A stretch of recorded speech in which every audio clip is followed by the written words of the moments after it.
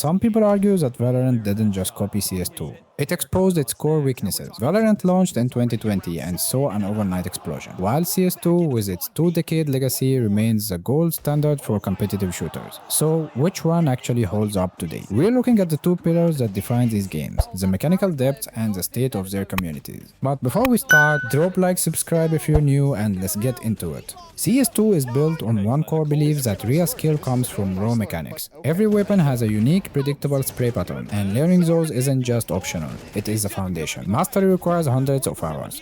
Then there is movement. You have to master counter-strafing by tapping the opposite key to kill your momentum for that frame-perfect accuracy. It is a small detail that separates the average from the elite. That depth is impressive, but it's exactly where the system breaks down. When CS2 launched a game whose entire identity is defined by precision, it shipped with broken hit registration. Shots that should have connected simply didn't. For months, Valve's response was silence, followed by band-aid patches. A community loyal for 2 decades was handed a broken product and told to deal with it. So when people say CS2 players are just passionate purists, they're only half right. They're a community that has been let down repeatedly by the developers they built their identity around. That's not just passion, it's a complicated, one-sided relationship, but this frustration created a vacuum, and Riot Games was more than ready to fill it with Valorant.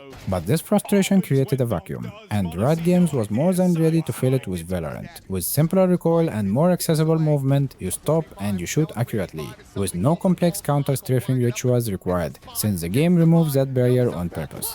But what Valorant adds in return is the agent system, where each of the 29 agents has 4 unique abilities that completely change how rounds play out. Some see this as exciting, but many CS players see a simplified, kid-friendly version of the genre they spent decades mastering. But let us be honest about something. The complaint is not really about game purity, but rather about ego.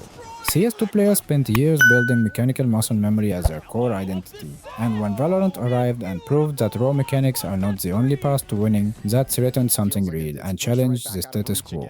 But mechanics are only half the story, because what truly defines these two games isn't just what happens on the screen, but the people behind the keyboard. In CS2, community has a reputation. Voice chat can get rough, and after a bad round, you are going to hear about it harshly. Players often describe this as a bout of culture, raw, unfiltered, and performance-focused. It isn't personal, it's just insane. There is a myth here that this toxicity is somehow never. People argue that the verbal brutality is passion, frustration, or competitive fire, but actually players rarely throw matches. Even after a brutal verbal exchange, most of them will still grind out the match. But let us not romanticize verbal abuse as culture. When you are called every name in the book because you missed a shot, that is not competitive intensity, that is someone deciding their frustration is more important than your experience. The CS2 community argues that they are more mature, but there is the uncomfortable trust. Maturity doesn't mean accepting harmless as normal. It's mean knowing the difference between intensity and cruelty. On the other side, Valorant goes the opposite direction.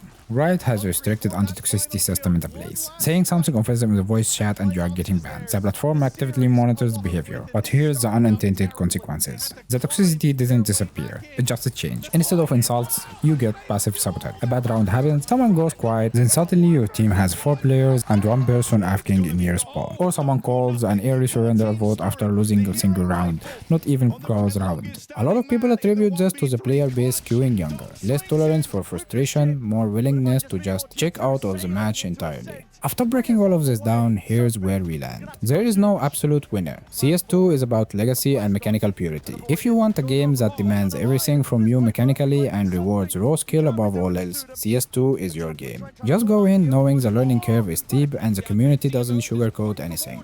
Valorant is about innovation and accessibility. If you want a game that combines solid gunplay with strategic depth through agent abilities, and you prefer a more structured environment, Valorant is worth your time. Both games are genuinely great at what they are trying to do. They just happen to be trying to do very different things. If you found this useful, a like goes a long way. And subscribe if you want more videos like this. I'll catch you in the next one.